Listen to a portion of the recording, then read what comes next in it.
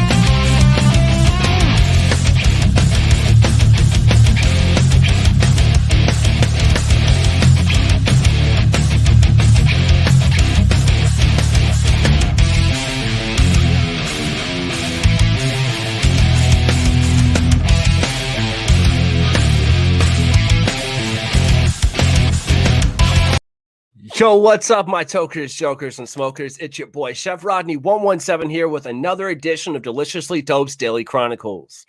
Today, fam, today is a goddamn good day, okay? If you're not happy, you should be. Make sure you go out and spread some positivity, some smiles, and stuff like that. But today on the show, we go back, years, y'all, years. But we're going to take a journey to a little place called Sunnyvale, y'all. All right? That's in Nova Scotia, for those that ain't know. That's in Canada. Canada. I'm joking, y'all. We're going to sit down with someone who's seen it firsthand. We're talking about Trailer Park Boys, y'all. Someone who's seen it from day one. All right, we're going to find out why he uses cannabis, what it was like to work with legendary actors that got the opportunity in this one lifetime to grace us with their presence, who really lifted their name from, being the, sitcom dads and Shakespearean actors, if you will. We're going to learn what it was like to be able to share this, this experience with them and find out who Mr. JACOB ROLFE is, aka Jacob Collins. So without any other further ado, and I promise you he doesn't look like Julian. I'm the one that stole the black shirt today, y'all. I give you Mr. JACOB ROLFE. Jacob, how you doing this morning, man? Yo, what's up, Chef Rodney? How you doing, man? Whew, man, I appreciate you coming on the show. We caught you mid joint there, did we?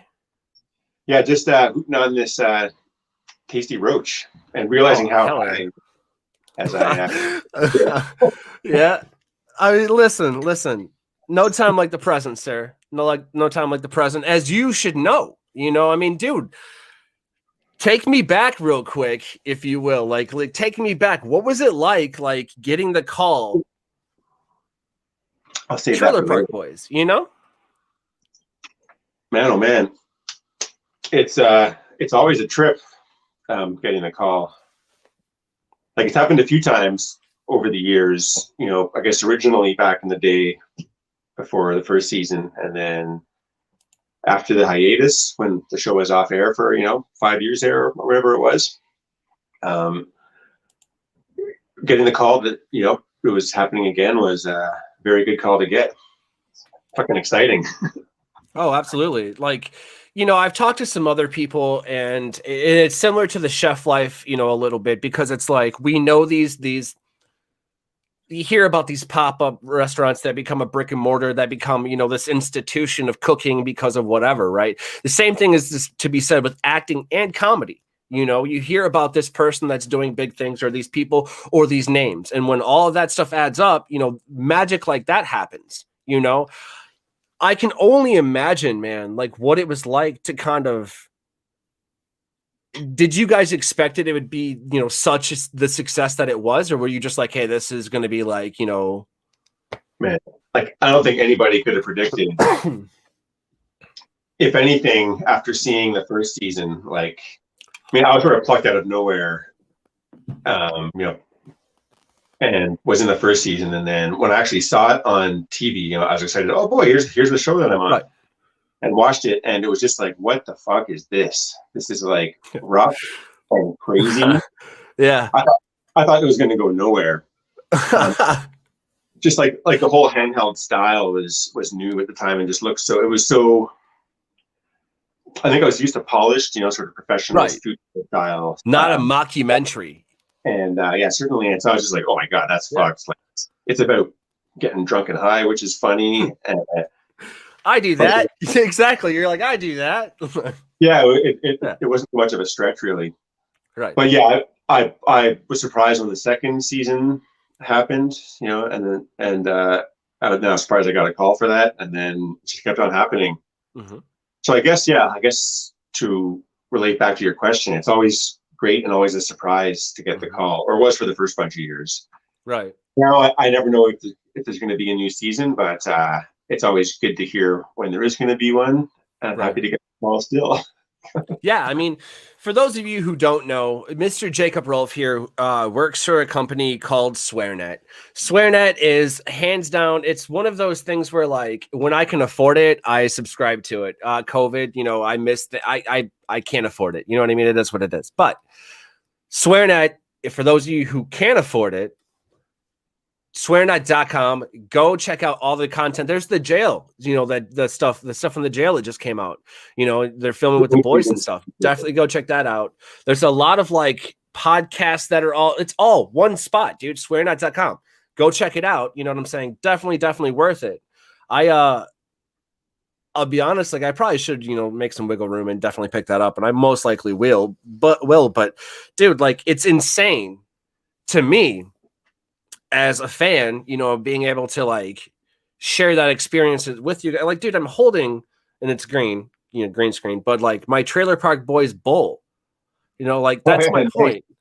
It's absolutely green. I'll send you a picture of it, you know, after the show. But since it's green, it, you know, your square is so small on my phone here, I can't. Yeah, it's fine. I'll send you a picture of it. But it's just got the boys on it, you know, Ricky, Bubbles, Julian, and then it says TPB on, you know, the other side. That's my point. If there's products like this locally for me, that's how big this phenomenon is, you know, and that's what it is, man. Like, I really, do you think it changed the outcome of your life where you sit now? Or do you think it was just something that was just like, yo, well, I would have done this regardless? I mean, it's definitely, there's no way it hasn't impacted, you know, the trajectory of my life. Okay. Although I'm, like, I don't know how different I'd be living necessarily if it hadn't happened. Right. Fair enough. I mean, I probably there's a good chance I'd, you know, be having to work some kind of regular job, like I have for you know, for many years in my life, in kitchens, like yourself. Although it's been, you know, quite a few years at this point. But I mean, as long as, you know, the way we look at it, man, if you put a year in, it's 365 days in the kitchen, you're part of the fam. You know what it's like. That's it. Yeah, that's a deep question, an interesting one. Kind of factual there.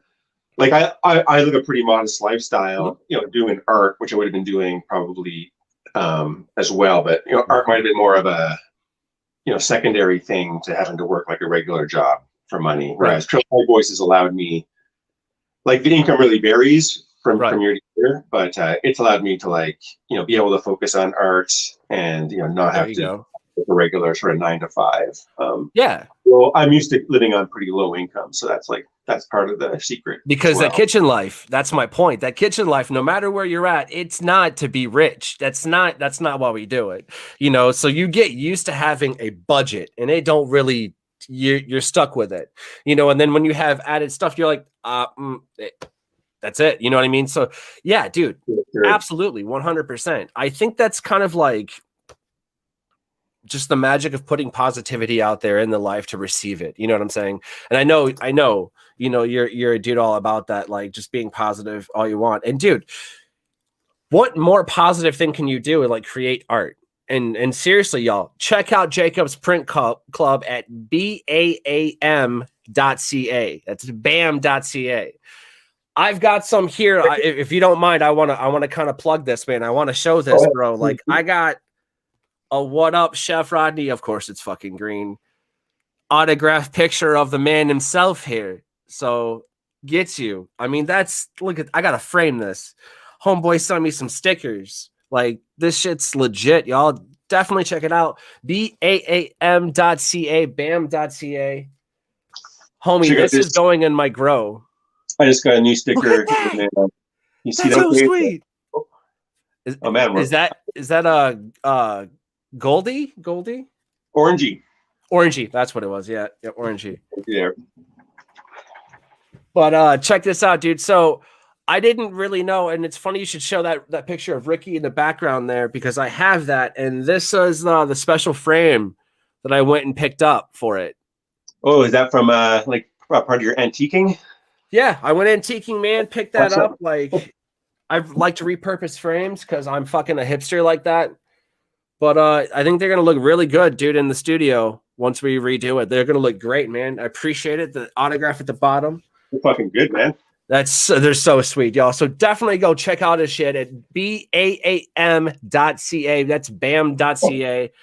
Yo, it's this shit's crazy. It's very, it makes you think, and it puts you at ease when you look at it and you're like, it's just like kind of reminds you of a timeline in that era, in that Trailer Park Boys era. I love it, dude. Let's do it. I've got both Trailer Park Boys and non-Trailer Park Boys themed art. Yep. Yeah, it's nice when art can take you out of your head for a few seconds or for a minute or whatever or longer, and that's one of the goals, I would say. Right. Although as I hear myself saying that, I realize it's still hitting me, I think. Right.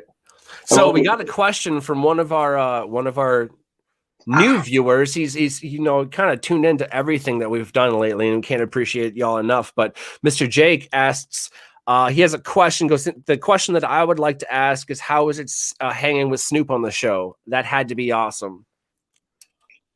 That was definitely some very exciting times, I tell you. I don't know if you've seen that season, but our characters don't really overlap, except for one scene when we're in Julian's bar, and Snoop pretty much like laughs and makes fun of me and Corey, and it was awesome. I couldn't ask for more. Hell yeah, I could get that. It was cool. Like there was a real sense of being in the presence of a famous person. Oh yeah. I mean, that's he exuded that vibe. You're like, It was nothing. I mean, he had a giant crew with him. It was really a presence for sure. Oh, dude, that's like, there's some people that say that they've met Snoop, and then there's some people like, no, dude, I met Snoop. Like, there's different spectrums. You hear these murmurs, and like this man becomes this mystery, but at the same time, he's just a dude doing a thing, and like, at the end of the day, he's one of the most, and from what I'm understanding and what I see and what I hear and what I know, he's always just been humble as shit. You know what I'm saying? Like, you can't super laid back, chill, super humble. I mean, that's what it's like.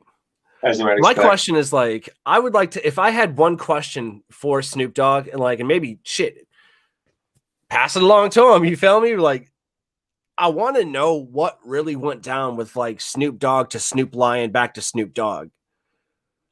Like, I feel I remember hearing that happen, but like I've never been like much of a Snoop Dogg like fan that I followed his stuff that closely. So I never knew. I don't know the details about that at all. Yeah, but it's just a good question for him. I started times. Right. I started following him on Gin and Juice, and and that's kind of like, you grew up in kitchens and it's blasting, and you're like, all right, you know what I'm saying? That's just it. That's he was more in the background for me as well. I sort of learned who he was, and like, okay, that's Snoop, and I know his like sort of greatest hits. Oh, for sure, dude. There's one more thing that I want to ask about, if you don't mind, and then I kind of want to roll into, if you haven't seen. On the show, we do these W's. We do, first-time W's, favorite W's, crazy W's, and planned W's. It goes like this. First-time W's, like, kind of like first time, who, what, when, where, and why. Favorites, favorite yeah. stuff, crazy. Like, you know, there's that one time when you just got way too high. You're like, okay, I need a tolerance break. And then, you know, future W's like, what, you know, what if, you know, so that's kind of the thing we want to do, or like, or what we can expect from you. But before we get to all of that, I do want to talk about the late, great John Dunsworth, man. Like that guy, I cried when that man died. You know, that guy was such a, you know, there's a part in Trailer Park Boys where I think it was Donnie or somebody like that, or the new long-haired Donna or whatever. Donna Lee. Yeah. He says you have such like a ferocity in your eyes, or they're very fierce. He wasn't wrong. Like he wasn't wrong, and I was like, just the scale of how much tea that man drank. You understand? Like, holy shit. Yeah, like he's one of those guys. Like when he's looking at you, he was really, you know, like he had his full attention, and he was looking at you, whether it was in a scene or, you know, behind the scenes. Like a real down to earth dude. Hell yeah. There's one thing that he really taught me, dude, personally, when that was gratitude, you know, and that was his message, man, you know. And anytime I saw, like, because being a fan, you see it in front of the camera, you see it on Netflix when it drops, blah, blah, blah, blah, blah. And then, like, you see it obviously different from that. Like, you have all these interviews and this and press release, and you can't say this and can't say that while you're filming this. Like, you're busy as shit, dude. You know what I'm saying? Then, on top of that, you got all this art going on. Holy shit, bro. Like, I could only imagine. But at the same time, like, there's a presence, and you have this as well, man, of like appreciation and gratitude for where you're at in life, man. And it's a very positive vibe that y'all give out. And that's why we're kind of talking about him a little bit. And then honestly, if we can dedicate episodes, I'm not sure if that's fine or not, but let's dedicate this episode kind of to him. You know what I'm saying? Do it with like his energy, his vibe. You feel me? Sure, man. Sounds good. Is that cool? All right, brother. I appreciate it, man. Seriously, like that's the one thing I could give back for all those years of enjoyment, man. Plus, like, he made me sober. No bullshit. I'm not gonna lie to you. Like, one day I was like, why should I do it? And I just turned on having anxiety, Trailer Park Boys, because I knew the episodes and it calmed my anxiety. And I saw Jim Leahy and it clicked in my head. Don't do that. You know what I mean? He's definitely a good example of taking it too far. Absolutely. Well, let's talk about what led us to this point here in our cannabis life, man. If you're ready, I'm ready to start, man. First time W's, who, what, when, where, and why. You ready? All right, man. Let's kill it, brother. Let's kill it. All right. Yeah, I got a joint right over here. How high are you out of 1 to 10 right now? I'm like, I'm smoking some of the pear package you sent me. Shit. I can't even say it. The care package. Some of this OG Kush. It's really good. That's why I just smoked the joints up, and it's like I told you. You'll be all right, man. You just gotta ride that wave a little bit. I'm riding it. I appreciate those care packages, man. You know what I'm saying? Like, I got a little bit of this here Moby Dick from Canada. I'll tell you, this shit's no joke. I was showing you this earlier. Very piney, very into it. I got me, a good lung full of the shit before the show, during the show, after the show. This right here is it's a blue dream that I got up in Grayland, Michigan, Riverside Provisions. Shout out Doug, my boys up there, Todd. Is that a sativa or indica? Or what? Yeah. Oh, it's a pretty, the terpenes are different, so it really doesn't matter sativa or indica. It's all about the terpene profile, and this terpene profile will put me right where I want to go, and I know that. And it's just kind of like a chill vibe. Mixing the two is kind of like an earthy, piney terpene heaven smoke, So a quick aside, if we may. So the terpenes, they affect flavor, but they also have a large effect on the type of high you experience. 100%. So check this out. Are you familiar with the body's endocannabinoid system? I've heard there is one. Oh, there's so much I could teach you, sir. Check it out. It involves receptors. Yeah, I don't know much about it. So you know about the neurological system, right? With like a synapse and like the acetylcholine and neurons and stuff. Yes, I think so. That is the endocannabinoid system. That's what it is. Okay, yeah, maybe the second part of what you said there, the like Curelon, I'm not sure about that, but yeah, there's like synapses and nerve type thingamajiggies that go throughout the body. Yes. So is nerve the right word? So we have an endocannabinoid body in our system, okay?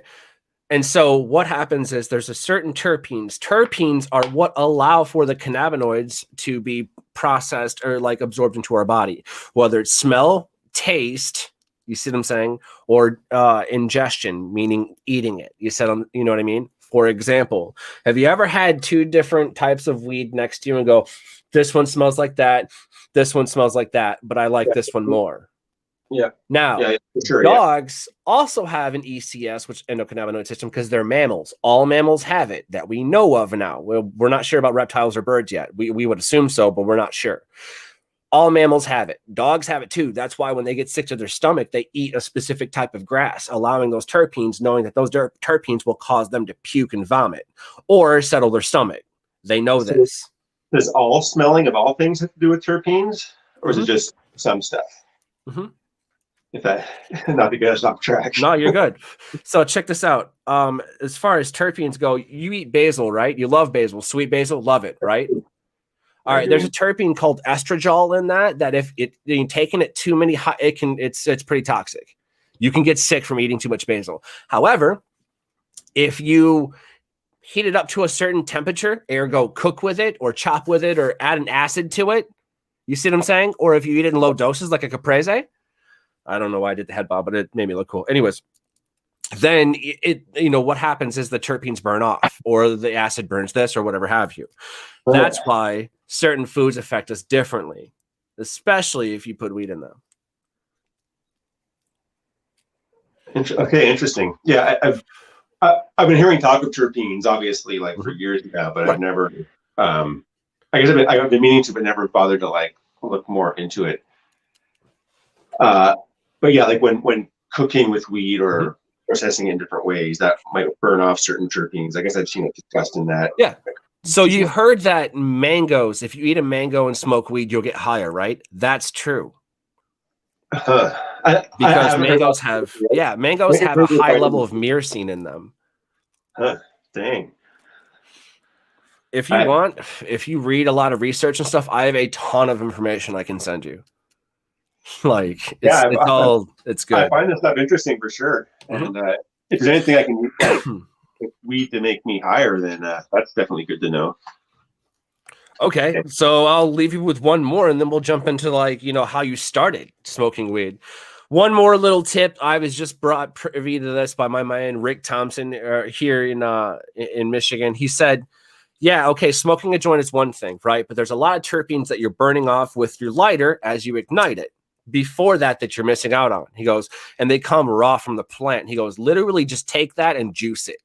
Juice the plant, drink that, wait about 5 minutes and smoke a joint. All of those terpenes and cannabinoids, the entire full spectrum from cold to hot, you will get.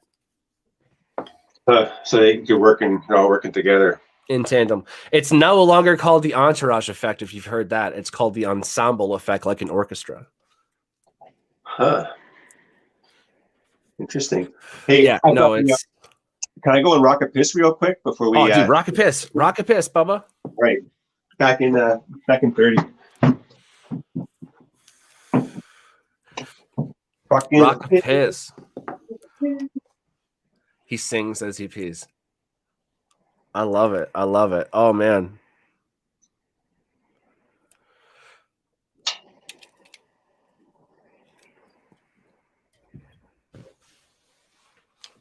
I wonder how many times, and I'm going to ask him this when he comes back, how many times did they film him pissing? That would have just been weird. Been like, why are you filming me pissing for?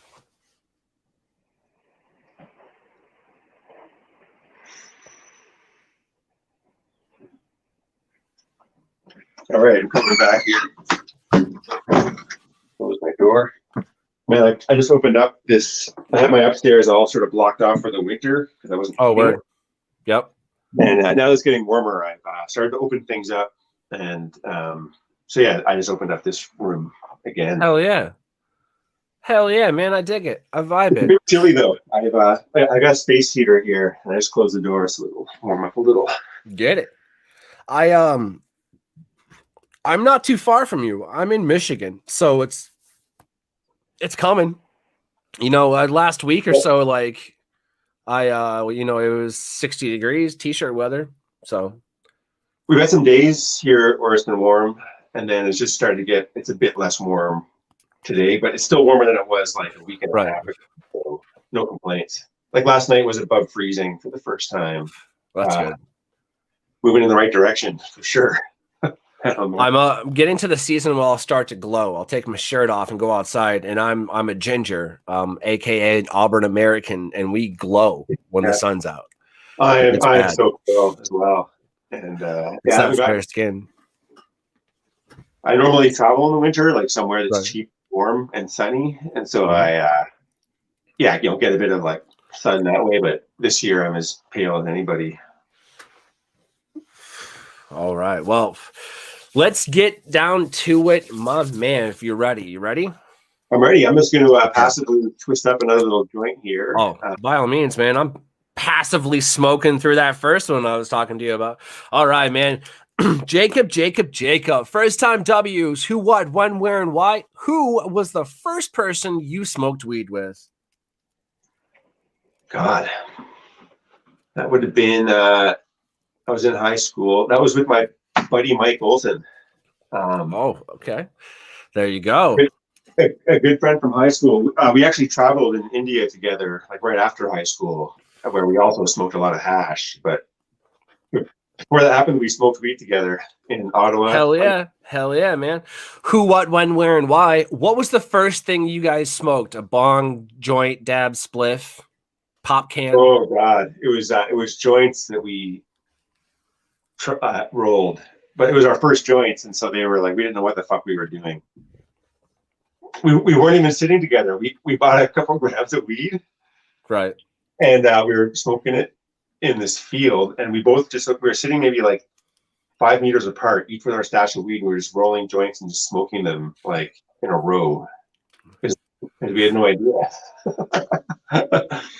It worked.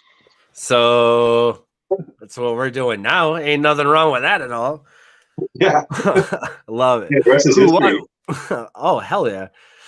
Who, what, when, where, and why? When was your first time smoking a left-handed cigarette? Was that the first time? A left-handed cigarette? What does that mean? A joint? Yeah. Yeah, that was the time.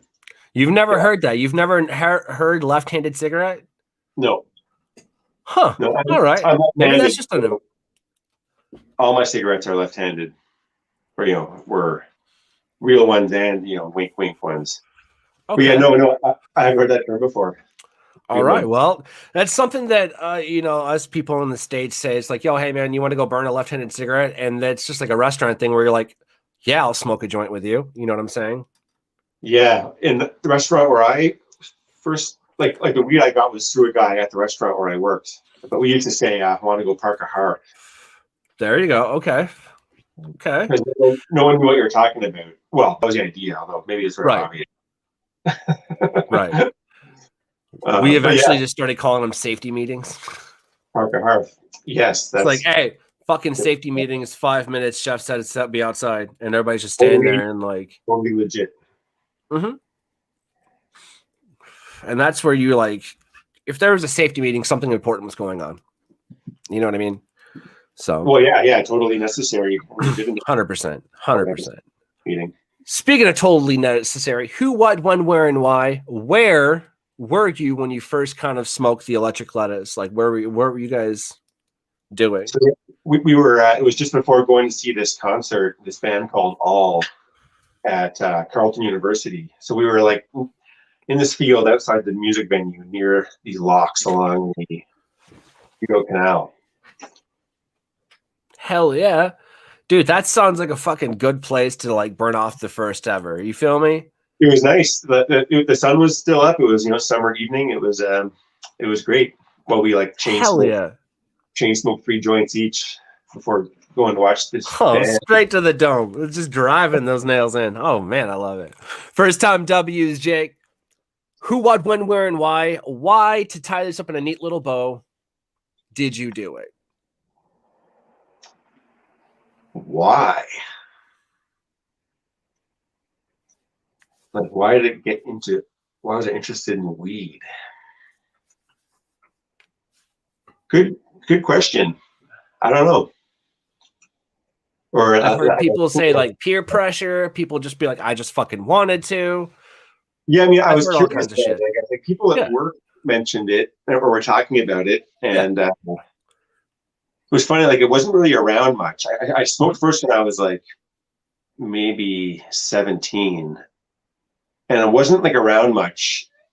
And sort of building up to it, all of a sudden it was like these people at work had it and were talking about it. And it was like, huh. And like all of a sudden it clicked, like, oh, they're talking about weed. And I've heard about weed in these different contexts.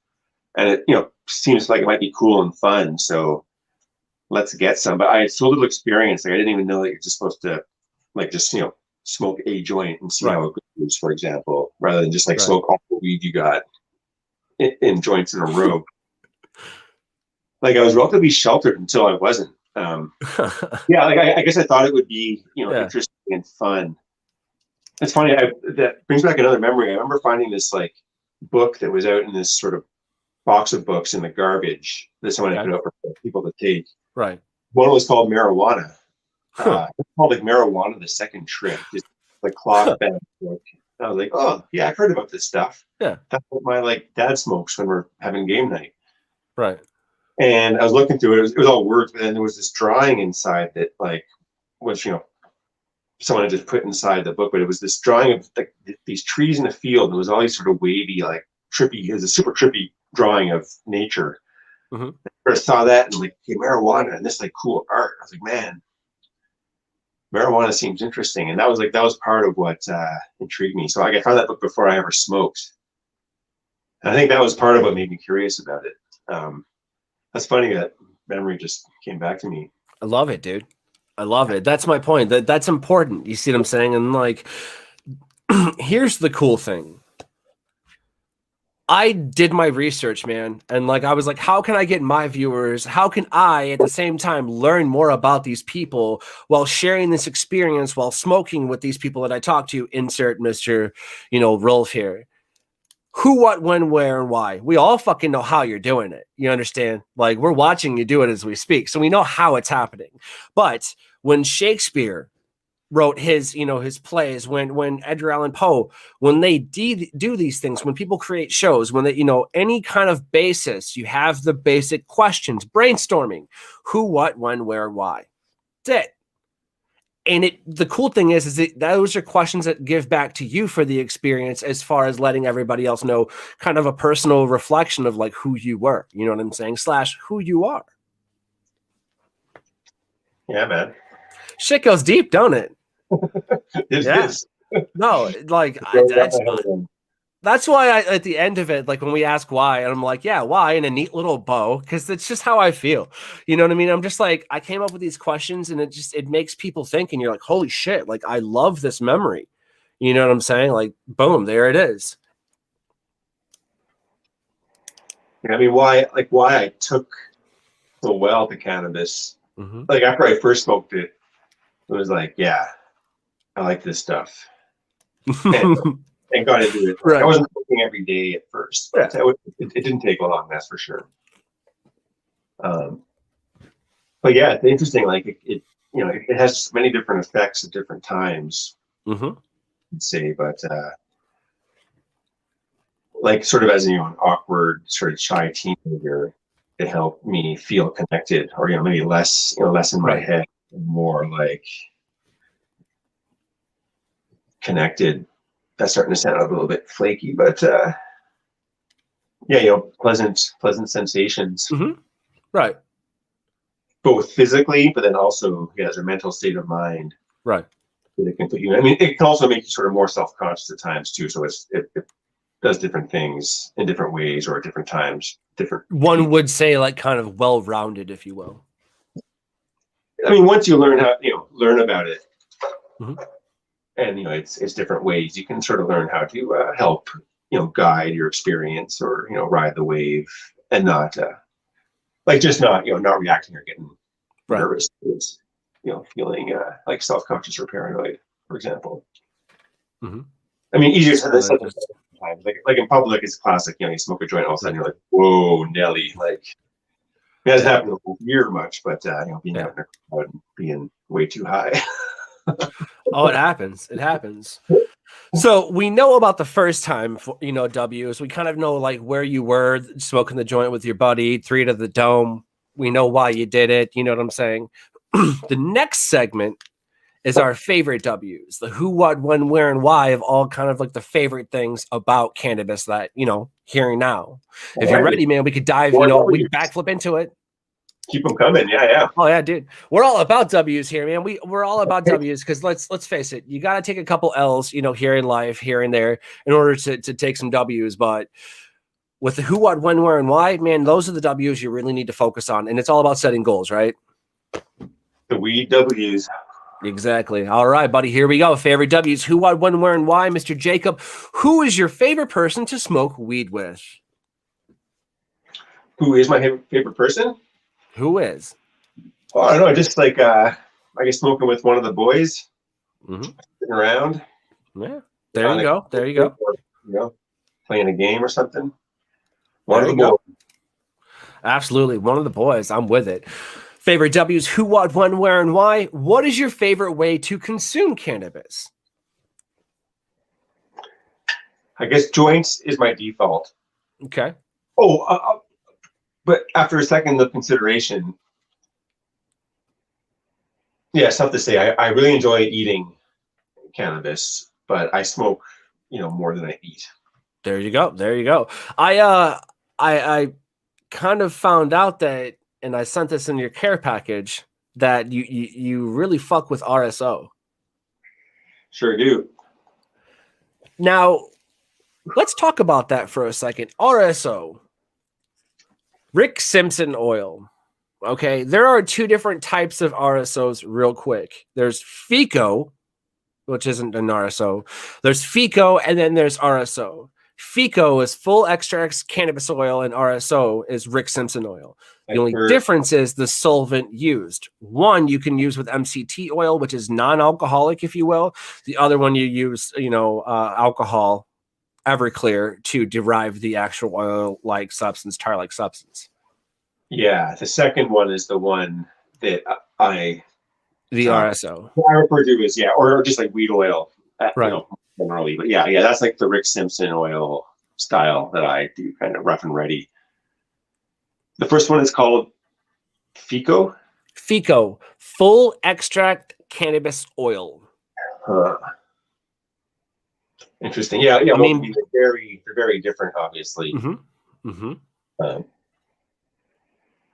Well, I mean, when I've used coconut oil, like, I'd use like, a cup or 2 or 4 or whatever, put as much weed pack in there. And there we go.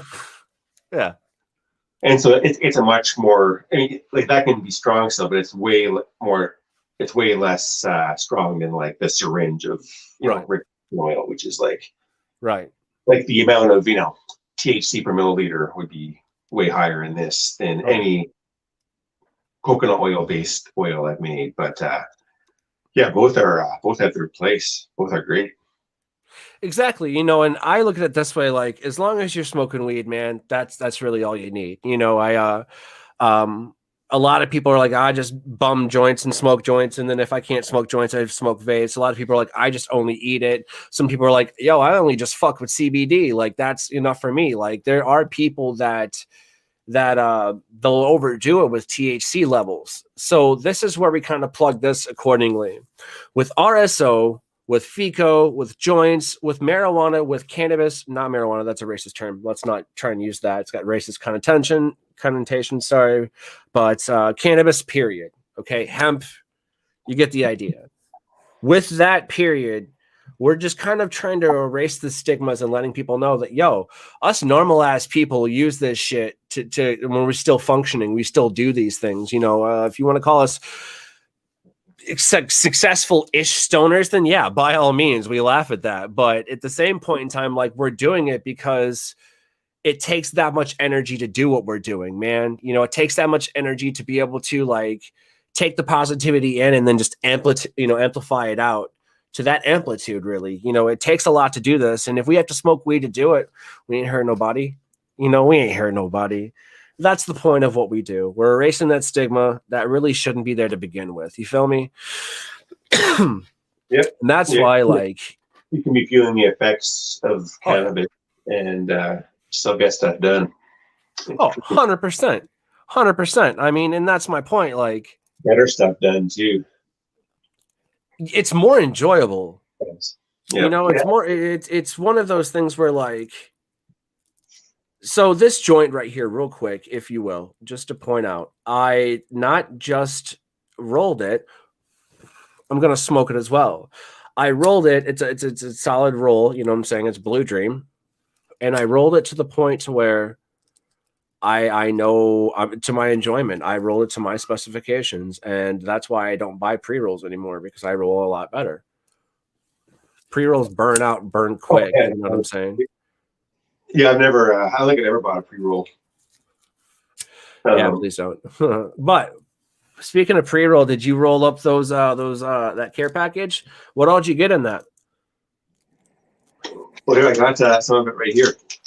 There was a few different like grams of 6 different types of weed and some Rick Simpson oil. And I haven't tried all the kinds of weed yet, but I'm working my way through them. Hell yeah, man! I'm like half off my rocker here, smoking this OG Kush. It's definitely OG Kush. That's made by the guy who made Bubba Kush, by the way. Oh, I think might be some Bubba Kush here too.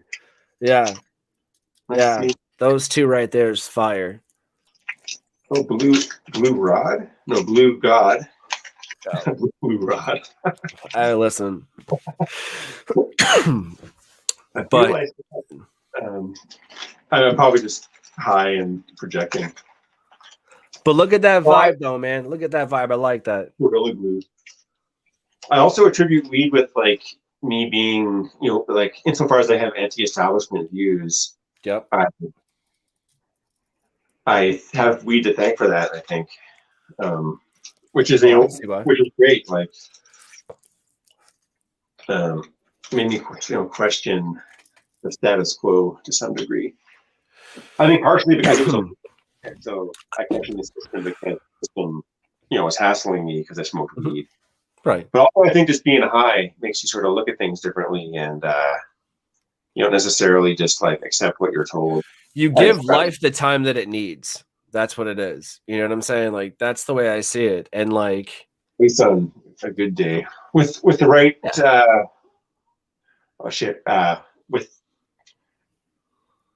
with the right, I was gonna say trichomes, but with the right terpenes. Terpenes. There you go. There you go. Oh, man. So, real quick question, like before we get back to the favorite W's, do you grow your own cannabis? Mm-hmm. I'm a total amateur, but I do indeed. That's part of the reason why I like weed oil so much is because I make a lot. Because the weed that I grow, right? I'm a big grower, and so it's sort of mediocre strength in terms of smoking it. So I turn it all into weed oil. Like my mediocre smoking weed makes really nice weed oil. Right. And I end up just getting my smoking ganja elsewhere. Yeah.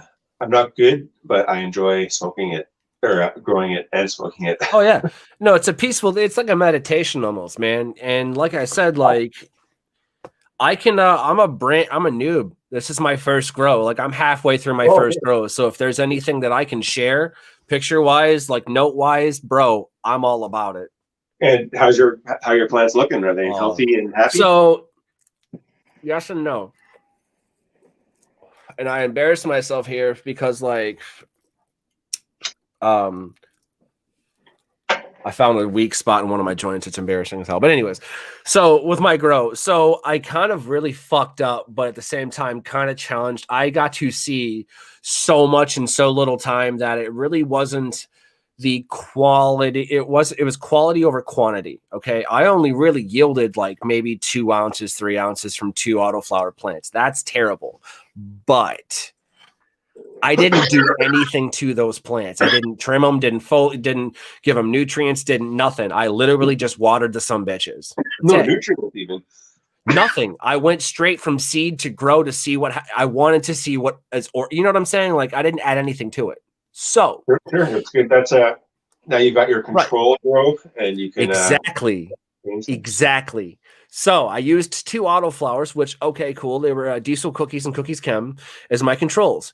I'm not going to alter shit. They're just going to grow. That's what they do. You see what I'm saying? Boom, boom, boom, boom, boom, boom. That's my crash course. Okay, cool. When those are done, I'll start another set of autoflowers to come out when these are done. You see what I'm saying?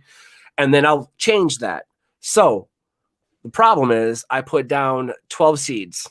Out of those 12, 11 survived. Out of those 11, 1 was male. You see what I'm saying? Mm-hmm. So I've got, 10. Okay. That's 2 autoflowers, right? 2 autoflowers I harvested, so I've got 8 more left. The problem with this is 4 of those were the first 4 seeds I ever threw down ever. So they just kept growing. The other 4 I threw down at the back end of everything. So the same time the autoflowers, you see what I'm saying?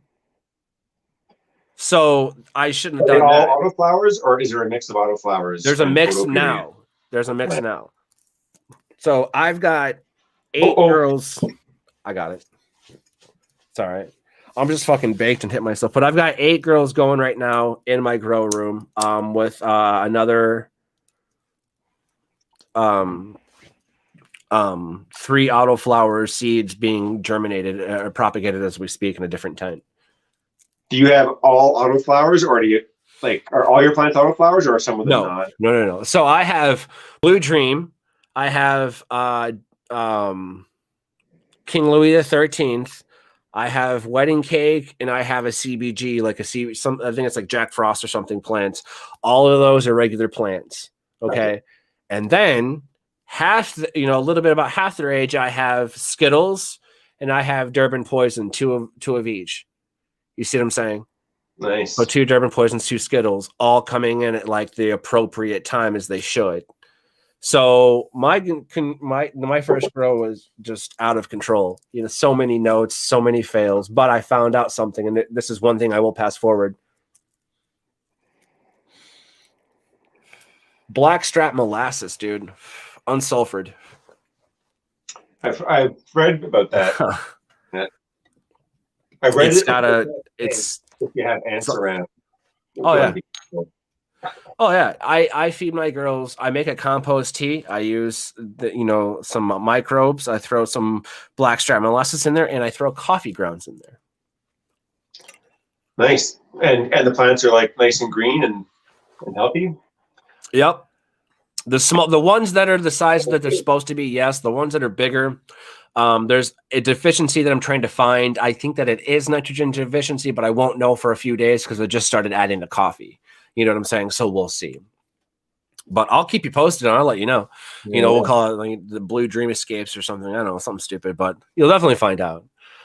Speaking of finding out, man, driving back into it, if we all head on, favorite W's, who, what, when, where, and why. We already know who, kind of like your favorite person to smoke with is. We know, what your favorite way to consume is. We talked about RSO joints and eating it. Yes, when do you most enjoy smoking weed? When? I guess when I'm awake. There you go. I love it. I love it. I mean, that's no time like the present, right? No time like the present. Hell yeah. Favorite W's, who, what, when, where, and why. Where, because everyone knows a place, is your current favorite place to smoke weed? Oh man, just down by the ocean. It's not too windy. Ooh. Yes, I could see that. Yeah, there's often a brisk breeze coming off the ocean, but I can find a little spot behind some trees maybe. But yeah, somewhere amongst the trees, Tree people on the dude, I love it. I love it. It's the Atlantic Ocean, right? Yeah, Yeah. yeah. I'm Nova really Scotia. far inland, so I'm just kind of like, it's one of those two. Like Nova Scotia is just off Maine. I don't think you can see Maine from Nova Scotia. It's a bit too far, a bit too much ocean is in between, but you almost can. Hell yeah, dude. So you're like actually from the area of like Sunnyvale, like you're there I as they live. like play it. We shoot in Truro. Okay. That's where that's where the trailer park, the Right. last trailer park that we shot in was. So yeah, Sunnyvale really is a like a moving target, so to speak. But like these days, Right it on. would be in Dartmouth at the Sparnet Studios. Right. I'm on the south shore of Nova Scotia, so like looking south, Okay. into like towards the ocean. It's still got to be like ridiculously gorgeous. Oh, it's nice. I mean, it's sort of like it looks like your backdrop, kind of. Hell yeah. Hell Maybe yeah. not Like quite. that's the vibe, man. That's the vibe. Yeah. I tell you. All right, man. Let's tie this up in a neat little, bow about the favorite W's. Who, what, when, where, and why. Jacob, my man, why do you smoke weed? Oh gosh, yeah. I guess maybe I mentioned some things in this area earlier, but yeah, it. I like the sensations. Hell yeah. I'm with it, dude. I'm with it. I mean, that's what it is. If you have to like just solve it and be like, here's my answer, don't question it. Like it is what it is. Whatever you take away from this, that's yours to keep. You know what I'm saying? And like, dude, I love the sensations as well. Let's normalize loving things again. You feel me, man? Sensations. All right. Well, talking about sensations, sometimes those things get upset. Sometimes we push ourselves way over the edge and we know what we're doing, but we're being a little reckless because let's face it, what's life without being, doing something recklessly good or something? You know what I mean? So with that comes the next, little group of W's, if you will. The crazy W's, who, what, when, where, and why. Jake, if you're ready, man, we could jump into it, bro. All right. Crazy W's. Let's do it, man. Let's do it. Who, what, when, where, and why. Crazy W is my man. Who was with you the first time you just got way too high? Way too high. Like I'm talking like if you suffer from panic attacks, God forbid, but if you suffer from panic attacks, like you just got really, and it just threw you into a panic attack because we've all done it. We've had way too much. I definitely had experiences like that. Well, on my birthday, my 19th birthday, I got way too high with a bunch of my buddies.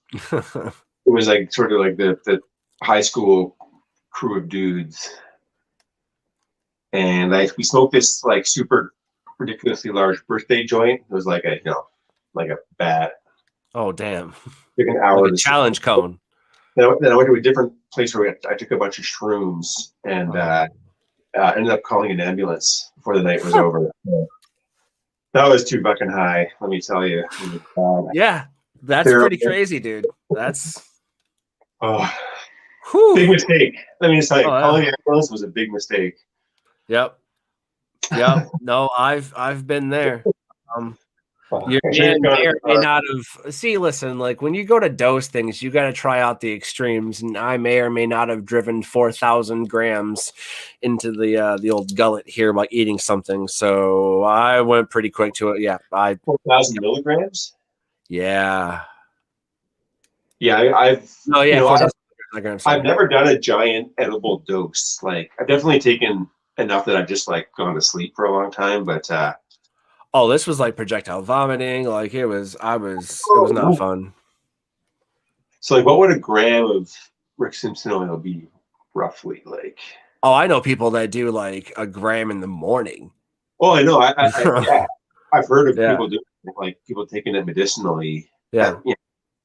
And I thought about trying to do that like for fun or as an experiment, but I've never done it. I just think it would like knock me on my ass so hard. Like even half a gram. Like I take if I take 3 rice grains worth, it's pretty much going to be game over. Like 1 rice grain is a dose that you're going to feel, but still be functional on most likely And So then apparently, I'm just finding out that a full syringe is a full gram. yeah, Yeah, so that's why to like give people an idea. 20 Right. rice spoons, Oh give or take. man. So that'll last you quite a while. So that's good, y'all. That's good. If you don't like smoking and you can pop into that, you know what I'm saying? But make sure that like a rice grain and up is the regimen. Absolutely know what you're doing. Do the research, know what you're trying to heal first and foremost. If you don't know what you're trying to heal, it's kind of hard. You know what I'm saying? So it's like just do it accordingly and do it responsibly. Yeah, if you're gonna eat weed, you definitely or smoke it. You want to start small and go from there. That's a rule of thumb. But here, bear with me as I try to do some mental arithmetic as to how much THC might be in a gram of weed oil that like I make at home, or who knows. So say your weed was like mediocre strength at like 10% that you grew, 10% THC. Okay. And you took You're going to get mad when I tell you that doesn't matter, but okay, go ahead. Okay. Bear with me for now. You're good. That's the terpene thing. See, take that out of your mind. THC level does matter, but at the same time, like it doesn't, because a 10% can drop you on your ass, and it wouldn't touch me at all. It's all about like how. I wouldn't say the be all and end all, but right.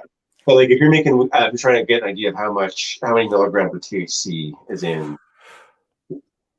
Rick Simpson oil, insofar as that's how it is. Yeah, terpenes are maybe a relevant factor as well. Oh, 100%. I mean, it's just it's all about like who knows. Huh? All right, so hold on. I've gotten only one step through my arithmetic here. So if it's so I'm just trying to lowball. So if it's 10% THC weed that you're starting with, okay, and you take 100 grams.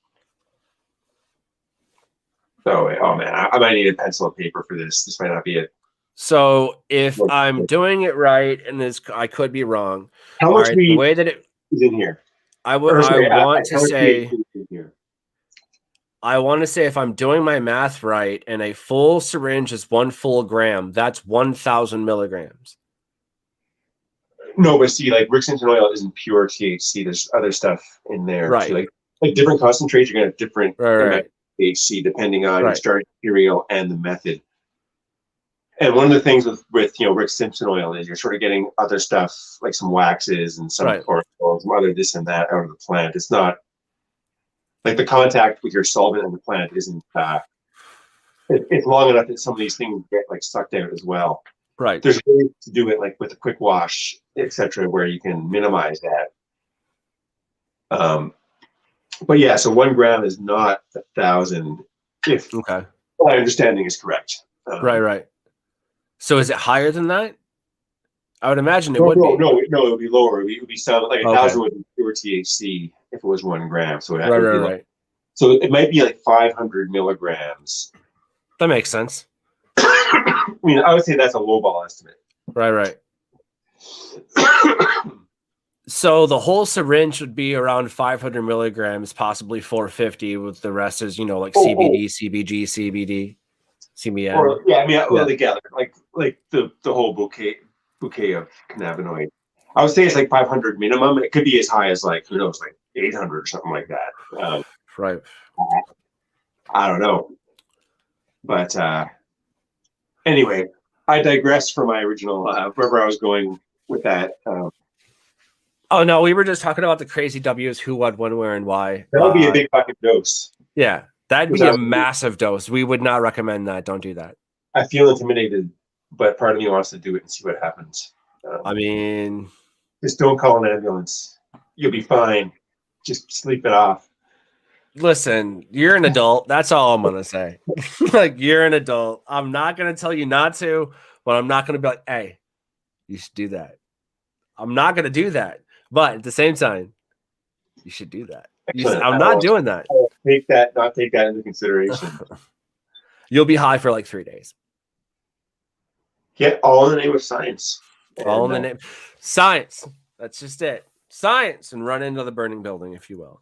Speaking of doing something crazy like that, back to the crazy W's. Who, what, when, where, and why. What kind of pushed you over the edge that first time? You know, you just got way too high.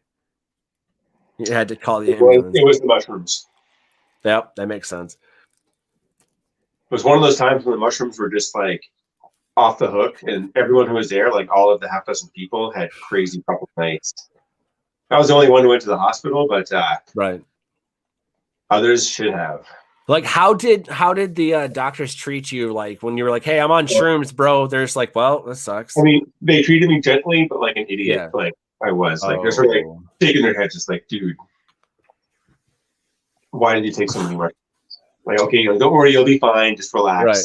Are you still? And maybe you don't feel comfortable answering this, but I can tell you this. So, mushrooms here in Michigan, in the city of Ann Arbor, not 45 minutes from me. That's where Hash Bash is at, and people know Ann Arbor, Michigan. If you've ever watched American Pie, that you know Ann Arbor and shit like that. Moving on, okay. Hey. Ann Arbor, Michigan, shrooms are decriminalized, meaning if you get caught with shrooms, you get a fine. That's pretty much it. We're finding that there's medicinal purposes from microdosing with mushrooms now. That being said, would you consider yourself an advocate for medicinal mushrooms? Oh man, oh totally. Yeah, I mean, I think doing like, you know, like doing a proper trip can be beneficial, you know, for people, and then microdosing I think is also great. Here soon, you know those breakout rooms? Do you know what these are? No. Oh, so like a breakout room is like they'll put you in this room, they'll lock you in this room, and you've got to solve all of these clues to get the key to get out, basically. Oh, okay, So I could see something like that, but like not like. Or you ever heard of rage rooms where they just put you in this room, you just beat the shit out of stuff? It's you smash TVs, you break. It's just like that's what you do. Not as much as axe throwing. Yeah. Chef Rodney, not with the axe throwings.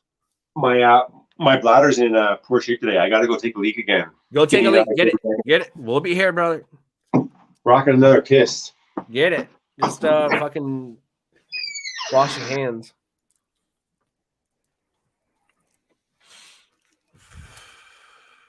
It's so cool to be able to sit down with this guy, y'all, because like I grew up watching this feller, you know, and like he's seen some shit, but he's just like a real, you know, really humble dude. You know, that's my point, y'all. Like he's just hanging out with us, smoke session. You got to do what you got to do. But I will tell you this, check out his shit at BAAAAAM.ca, BAM.ca, y'all. The art there is absolutely fucking phenomenal.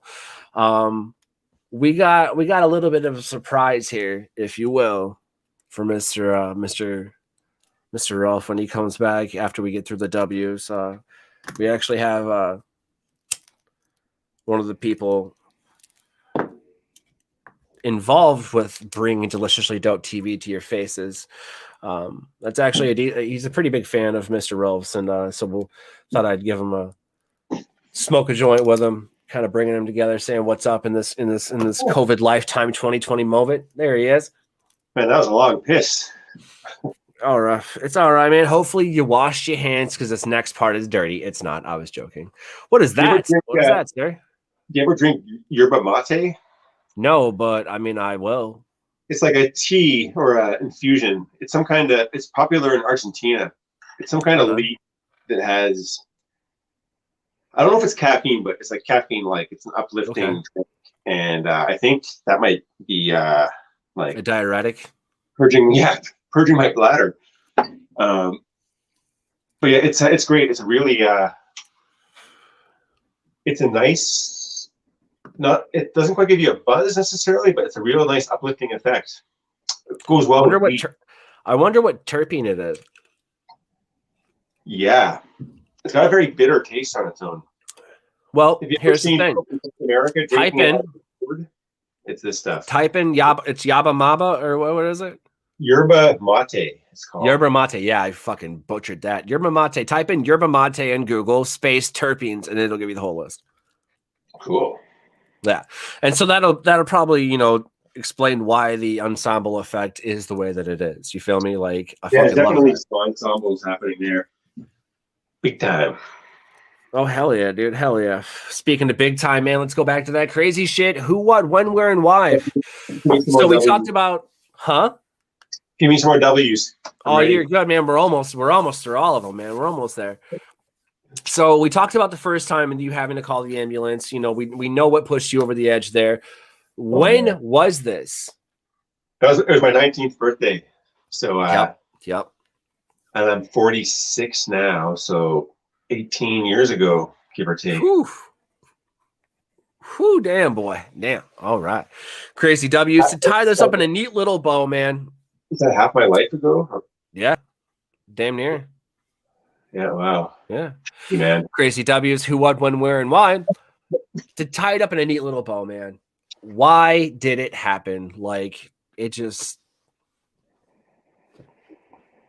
Why did that particular experience happen? Yep. If you look back on it now and you had to explain why it happened, why did it happen? Yeah. I mean, it was in part the folly of youth, you know, sort of going big instead of taking things in moderation. And as you probably who knows, should. You know, maybe there was some good benefits from it, and it was one of those things that, you know, had to happen eventually. Oh yeah. If you're going to go to the hospital on drugs, you know, maybe going on shrooms isn't so bad after all. You just wait it out, you know. You're not. We're not saying take anything else and go just run to your emergency room. We don't do that. There are people that are going to go, that's what you said. That's not what we said. It was fucked up. Like having to be like being in there tripping and like just like I was just, you know, pretty much taking up a bed, being in their way. But they were, you know, sort of watching me passively while other like real emergencies were going on, and having to hear that stuff and just hearing what was going on around me was fucking insane. It was so intense. Man, oh man, flashback. There you go. Point, like I don't know if you ever like been, you know, sort of bad tripped or like been too high on shrooms or acid, but get to the point where you're sort of over the peak and it's no longer like getting worse. You're like, oh, okay, I'm coming down now. You can feel it coming. Right. And so I was just remember being there so happy that I was like, you know, no longer like getting higher and more like out of it. And, but still having to like listen to all this like crazy shit going down on the other sides of the curtains of the emergency, you know, little space I was in. I didn't do shrooms for a while after that. Let me tell you. I see why. That's crazy, man. I mean, that's, you know, here's the thing really with the crazy W's in that section, like we can kind of chalk it up with like, it really wouldn't have happened if you didn't take shrooms. You know what I'm saying? Like, don't mix the two. You know, I've heard of like smoking weed to come down off of shrooms. Like that's what I did for a couple of times, but that I wouldn't mix the two. Yeah, smoking the hour-long bat was not the best way to start a shroom trip. It was just like dumb. I mean, I'll mix and like smoke a bit of weed, or just like, you know, start small at least, and you know, might end up smoking some big joints, but man, oh man. Yeah, that was a bit of an ass backwards way to go around. I mean, listen, if you're gonna jump, you know, into the pool of life, you got to do sometimes gracefully or just belly flop. I mean, either way, you're getting there, right? You know what I'm saying? Oh, I mean, yeah, crazy shit. Exactly, which is why we have the crazy W's. Exactly, but that one stood out because I actually like had my friends call the authorities, which is like not advisable unless it's don't do that. Truly an emergency, in which case you want professionals to be there. But like by that point, I had talked, you know, a handful of friends through bad trips. Like I should have known better, just to go with it, relax, chill, wait, and eventually you'll be okay. But I was so out of it. I was so freaked out that I just wanted an ambulance. Real bad. There you go. Now, I do have a quick question for you, bud. So being an advocate, before we get to the last little segment of our show, so for the kids out there, there are kids out there that when I was growing up, we had this thing called ADD, ADHD. You know, there was all these little fucking additives to it, and they just they kind of just like berated us, if you will, and spoon fed us and force fed us these fucking pills like Adderall, Ritalin, you know, and all this other shit, right? All these, you know, all this stupid shit. Oxycontin at a young age. I had a friend die from an Oxycontin OD 1 year out of high school. That's not okay. You understand? Yeah. Right. And that was here, man. I was friends with that guy. You know, and it sucked, bro. He was a good dude. Love Jerry Garcia. But the point is, like, it wasn't weed that did that. Yeah, we smoked hella weed, but weed didn't do that. Weed wasn't a gateway. The doctors didn't prescribe him weed. That's my point.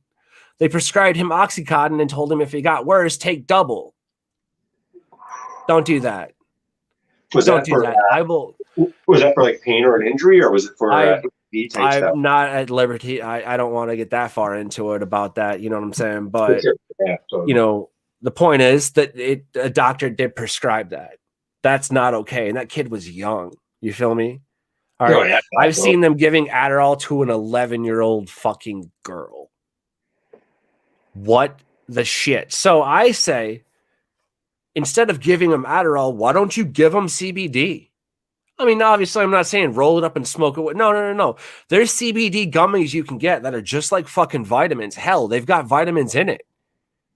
You know, get these kids on a good vitamin regimen. Get them on a good CBD regimen. Get them on a hemp period. Get more hemp in their diets. You're going to notice that we're going to have less diabetic kids. We're going to have less kids that are ADD and shit like that. So my question to you, Jake, if you don't mind, what do you think about kids using CBD and replacing, you know, Adderall and Ritalin and antidepressants? What are your views on that?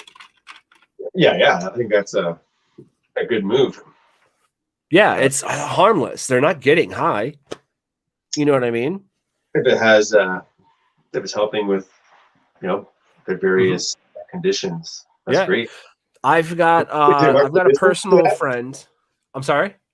Well, like, is there a lot of resistance to? Some people think it's okay. Some people think it's just here in America. It's like drugs. You know, we had a really big war on drugs, and we're still trying to erase that. And we'll see. But it's interesting because more people are acceptable of CBD because of how long it's been around. You know what I'm saying? And it's non-psychoactive effects. Versus THC. People don't get high off it, then be like they can accept that. Exactly. And so, like, that's why we asked, you know, that's why I wanted to ask that question, because I was like, all right, I can just imagine, like, I got a friend who's, you know, his 12-year-old daughter, like, she's got like eczema or whatever, some kind of skin condition. I don't know specifically what it is, but it's similar to. And so, like, it's itchy a lot and stuff, right? So there's really nothing you can do. They'll prescribe her hydrocortisone and all this just terrible shit. I literally made her some, you know, CBD balm, and she rubbed it on it, and over literally 15 minutes later, it started working. Yeah. She stopped itching it. Her arm looks so much better. Like, but she's 12 years old. Oh, but wait, there's cannabis in this. You know what I'm saying? Oh, what are you gonna do? She ain't getting high. Can you get high even if it was like loaded with THC? Can you get high through your skin? No. Do you know how much you would have to absorb? Yeah. You'd have to literally go swimming in it. I've tried that, and I'm pretty sure I concluded that it doesn't work. If you start touching your lips, then maybe you might transfer. But I mean, there's different things. Like, I can tell you this. Like, I have some of those rubs, and like if I smoke weed or if I do a dab or something, and I think I feel it. I'm just empathetically going, oh, I feel more because, you know, of the weed, but. Maybe if the weed's decarboxylated before you put it in your skin cream, you might get higher. Yep. That could be one of the factors. 100%. You always have to remember to decarboxylate that. If there's any comments, questions, or concerns, man, like, I can actually get you like some recipes made by Canna chefs for people to like look into and just like create themselves. Like recipes for like delicious foods. Yeah. Or for different 100%. like different butters and stuff. Butters, oils. I've got like making weed butter. It's funny. Like I've tried making it different ways, like the old school way to sort of crock pot for 12 to 24 hours, super old school method, to the more modern decarboxylating at first and then sort of having Right. short amounts of time in the fat. Right. When I've tried the decarboxylating at first style, I find that doesn't work out well for me. Like my end product is never very strong, and it could be like my decarb process is fucked and I'm not doing it. So what are you decarbing at? What temperature is your oven at? Oh, I can't remember what. Like I would follow, the instructions online, but I really can't remember offhand right now what I was doing it at. So yeah. Are you doing it for a long time? It's because you should only decarbox for about 20 minutes. Yeah. Like I feel I've tried it in a couple of different ways, and just every time it would just be like a disappointing product in the end. Right. But then when I went back just doing it like crock pot or something similar for like 12 hours, I would always get a product that would like put me on my ass. Right. And I wonder if it's the temperature. Yeah, like folks doing it the more modern way warn against, like say, if you decarb it and then just cook it for a bit in the oil, you're minimizing the risk of overcooking your weed. But I'm wondering if doing it like 12 or 24 hours or whatever in the crock pot does overcook it. And and that's what is putting me on my ass. So what it's putting you on your ass is a cannabinoid called CBN. Yeah, that's what I was getting at. Yeah. So, and maybe that's what I'm looking for when I make a batch of, sort of what I think of as strong wheat butter or wheat oil, is when it's like pretty high in CBN. And these other methods are, trying to maximize THC, but that's, as a result, you're not getting as much CBN, or it's not feeling it as much for whatever reason. So yeah, I can teach you how to do CBN. I can teach you how to cook with CBN literally in one step. You ready? Cook it longer. Yeah, long cooking. Well, I mean, that's basically what I do when I make weed butter or weed coconut oil. Do it overnight. I always do it for about 2 hours, and then I'll take that and put it in brownies. But if I'm making like a tincture, you know what I'm saying, I'll cook it longer for the CBN. If you're cooking it again, then it's gonna get more time in the oven. I end up using like my weed oil, like just eating it with a spoon, or like not necessarily cooking more with it. So have you ever heard of like a vinegar mother? Yeah. I'm making one with cannabis. Huh. Yeah. And so far it's doing okay. Like we'll see. I don't You're fermenting the cannabis? Yeah. Oh, cool. Well, let's see. Kombucha, you know what I'm saying? Let's see. So as long as I'm feeding it and eating it, yeah. Have you ever heard of cannabis maple syrup? Oh yeah. Anything? Oh yeah. I hadn't heard of it. Obviously, like someone would have thought of that. You'd figure. Speaking of maple syrup, like I'll tell you, man, this Moby Dick that I got, it smells like a maple syrupy like pine salt, like there's a huge pining hit right there, and it's just like, wow, it's like I'm breathing in like it suffice to say, the proverbial Canadian air of the north, you know what I'm saying? Like I love going up in the UP here in Michigan. If you've never been, I'm sure it's similar to where you live now, but to me it's pretty magical.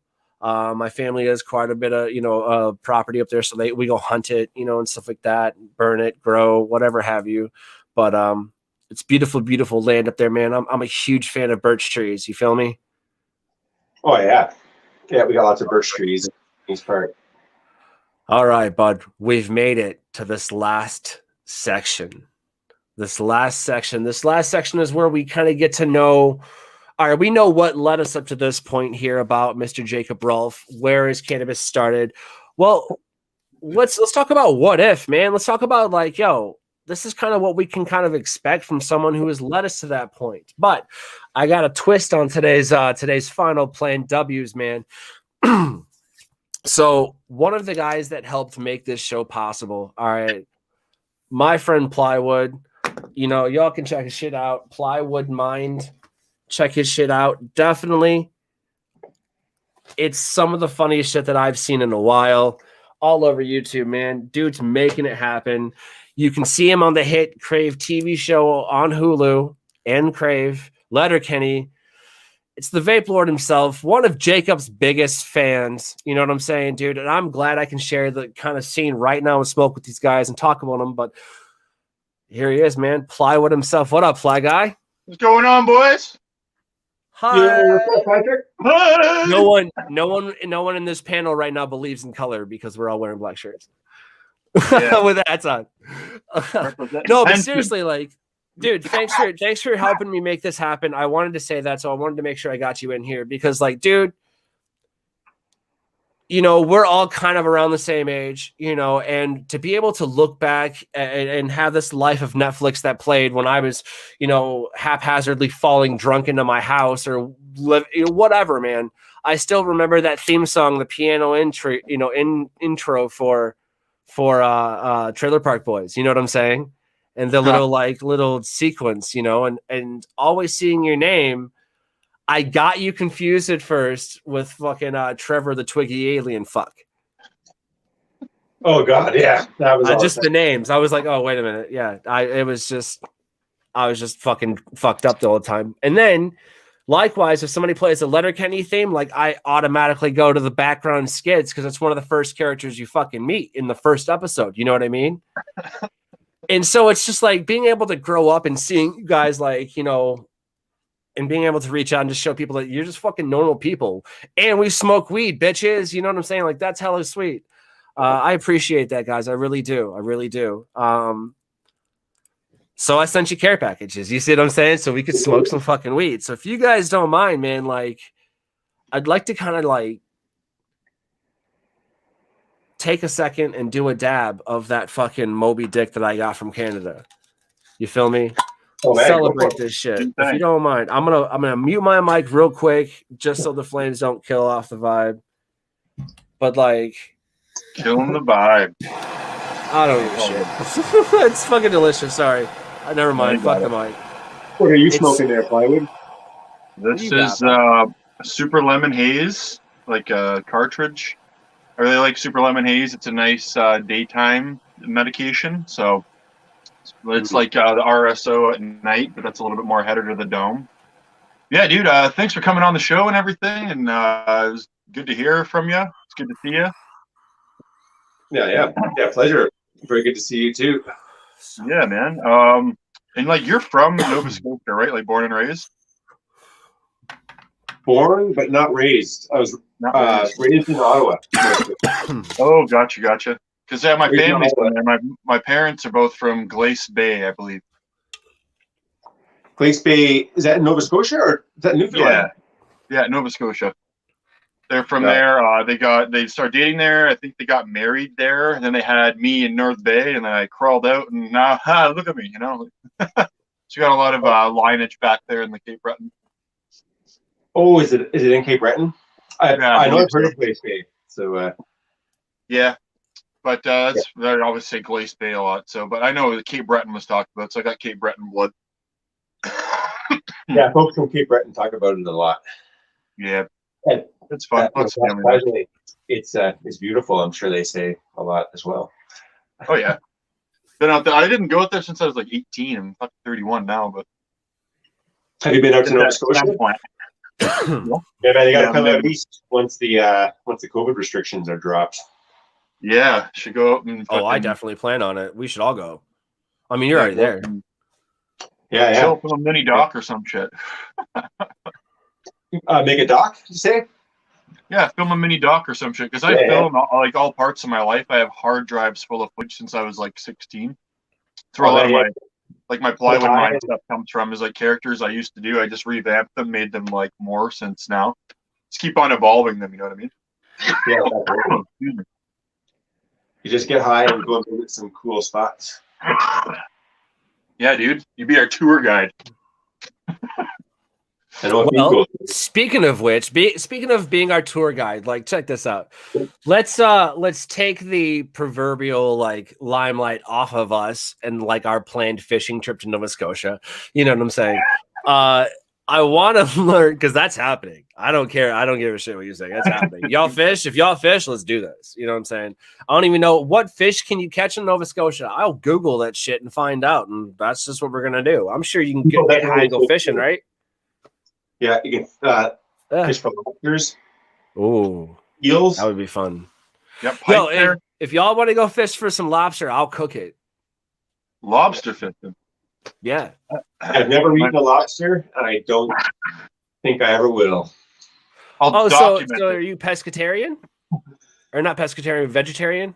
I do. I don't eat things that look like giant cockroaches. That's like my number one rule. No bugs. Got you. And I'm also semi-squeamish to other weird-looking things too, like flat. So yeah, I mean, I'm not strict vegetarian, but I've got tendencies. What about chicken then? Yeah, like I wouldn't kill and peel a chicken and cook it, but if it's offered to me, often I eat it. Usually, and enjoy it. It's delicious. What about like tuna?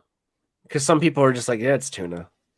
Well, same thing. I wouldn't right catch a fish and kill it and cook it up, but if it's in a can, that's one meat that I'll prepare at home, or one type of animal that I can prepare at home on occasion. I feel it. I get it, man. I respect that. Like I grew up in the area of just smoking weed and having to cook brunch. So it's like, I've heard all kinds of shit. I've heard people like, I'm vegetarian, but I absolutely love bacon.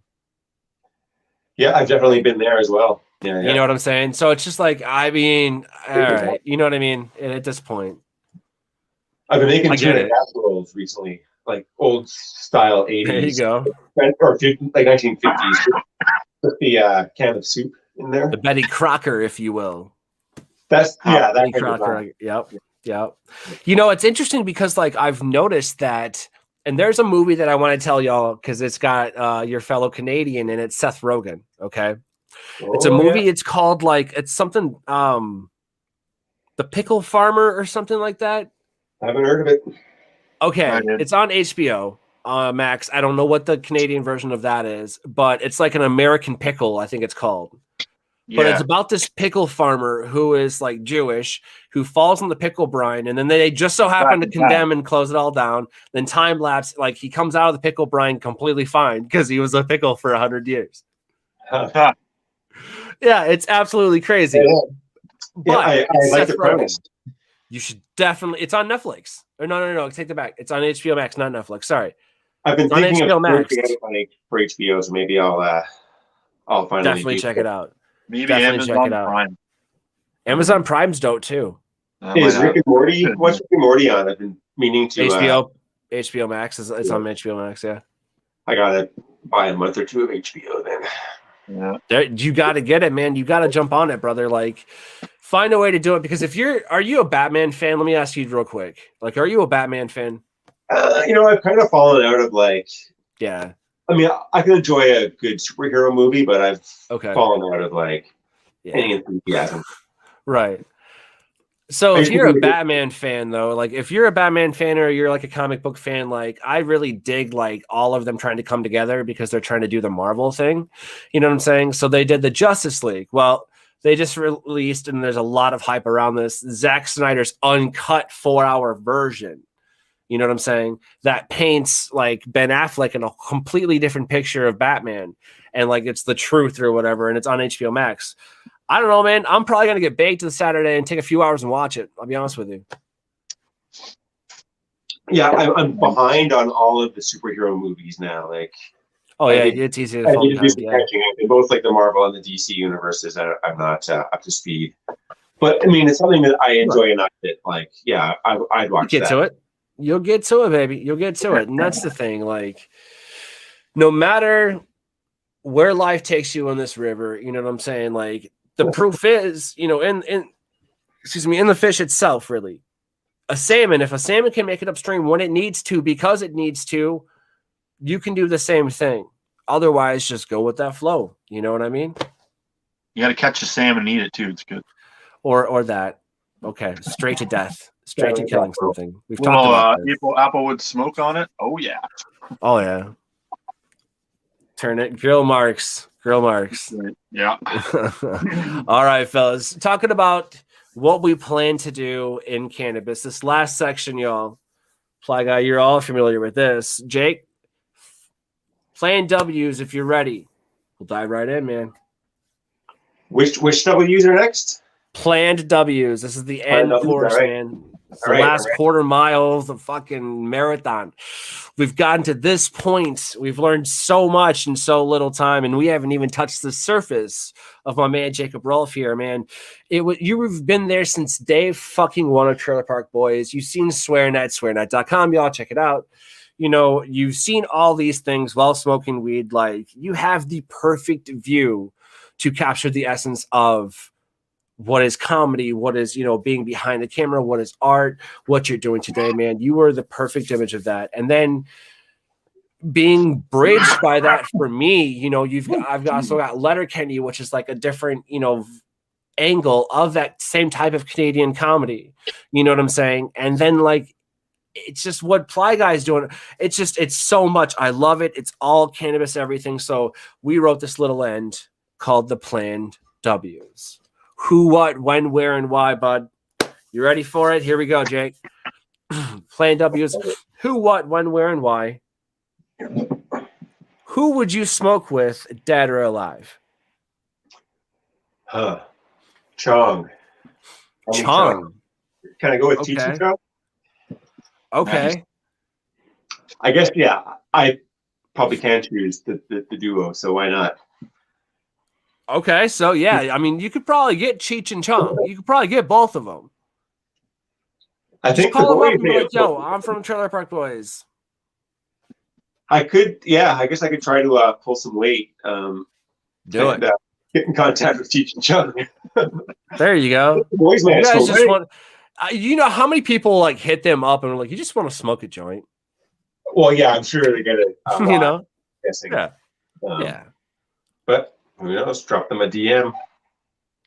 Who knows, man? Who knows? You know, hell, I'll jump on that, man. Apply Guy, I'm sure like you wouldn't mind smoking with Cheech and Chong. Of course not. They're like bludgeons. I get a lot of Yeah. nice stories out of them, lots of information, and some bang. You know. I mean, they were back when I was first smoking weed. There wasn't much weed content out there. Like there was actually very, very little of it, and they might have been the only. Like you get a Cheech and Chong tape, and there was jokes about getting high. Mm-hmm. Always. Yeah, it was definitely like a. So if we're gonna talk about Cheech and Chong real quick, I have to touch on something with like kind of like my era that I remember too. The different angle of that of like your Hunter S. Thompsons. Oh man, you know what I'm saying? Fear and Loathing in Las Vegas. Yeah, man. He's amazing, Hunter Thompson. Like what a maniac. His writing definitely also had its impression on me. I tell you. I mean, it's you know, it is what it is, man. Like, listen, it was art, sort of. If you don't see the bats, if you don't see the proverbial bats, then you will. When you know, I mean, that's what Trailer Park Boys also does. It sort of validates it in a sense, or I guess depending on your perspective, or it's a warning against drugs, as the case may be. Haha. But I look at it this way. Ricky makes a lot of money on some fucking ditch weed. That's all I'm gonna say. Like that shit looks so fucking brown and dried out. I'm like, no wonder the Burge is trying to take it. Like that. Oh god, the stuff we used on set. Yeah. It's like powder, basically. Yeah, I mean it's crazy, bro. But it's just like, it's you know what? You know the one thing I can say about the background set about Trailer Park Boys and with Letterkenny, they're fucking accurate. Attention to detail is it's amazing what good set decorators can do and how how they can do it. Green screens are amazing, aren't they? Shout out to the sets. Not always green shout out either, to but all hands on deck, man. If you have anything to do with like Trailer Park Boys or Letterkenny or anything fucking like acting, like just or anything ever, be proud of your fucking work. You understand? And if it takes a joint of you smoking back and taking a step back and going, hell yeah, and then diving back into it, then do it. That's what I'm saying. Shout out to production designers. There you go. Get out. It's hard to do well. And but let's bring it back to Cheech and Chong. Yeah, let's bring it back to Cheech and Chong.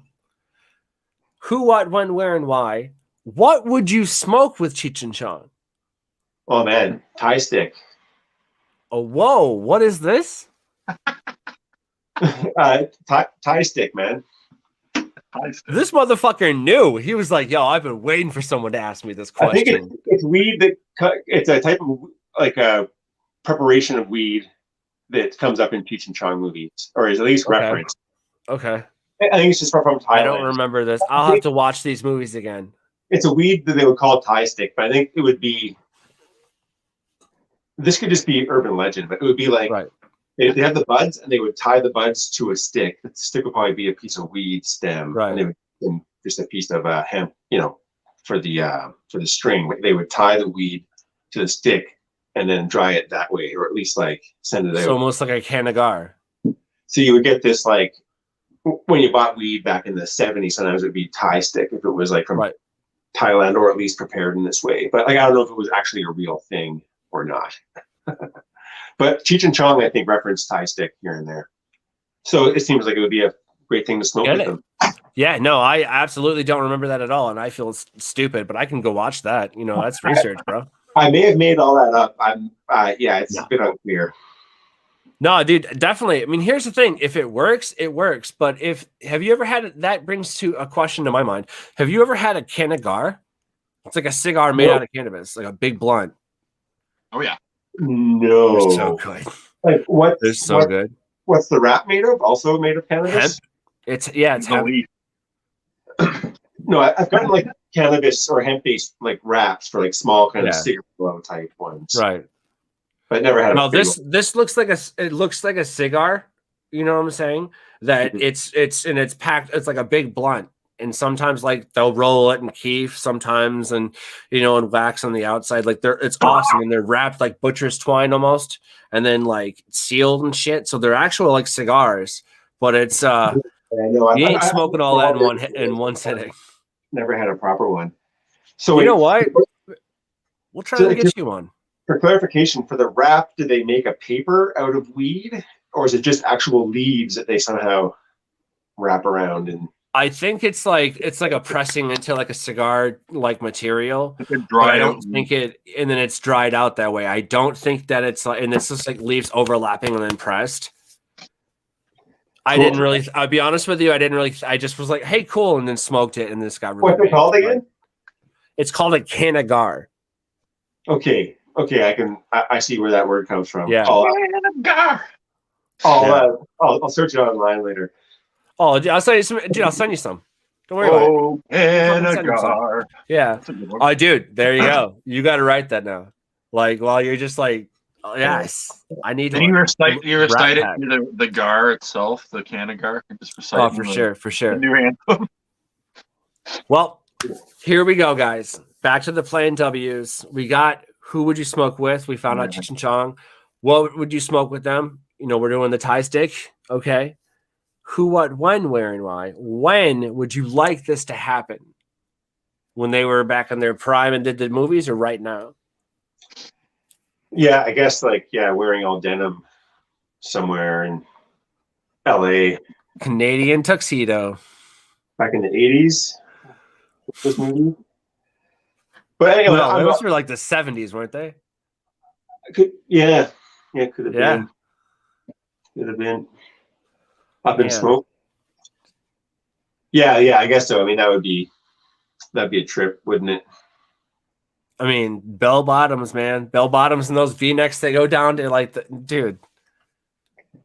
We've seen those movies though, and it's crazy going back to sets and shit. Like, it's crazy to like be on the set and do one thing and then look at the other end of it. And you're like, that's not what I envisioned, but that's what people see. You know what I mean?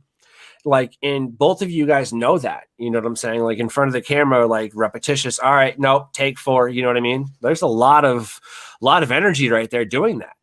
It's fun. Yeah. And you wouldn't believe what's off camera this direction.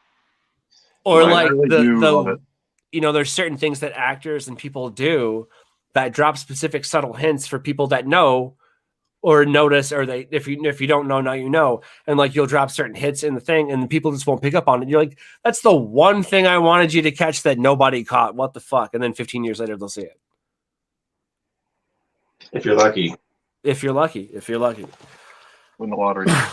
But playing W's, we're almost there, guys. We're almost there. Playing W's, who, what, when, where, and why. Where, because everybody knows a place, would you smoke with them? Where?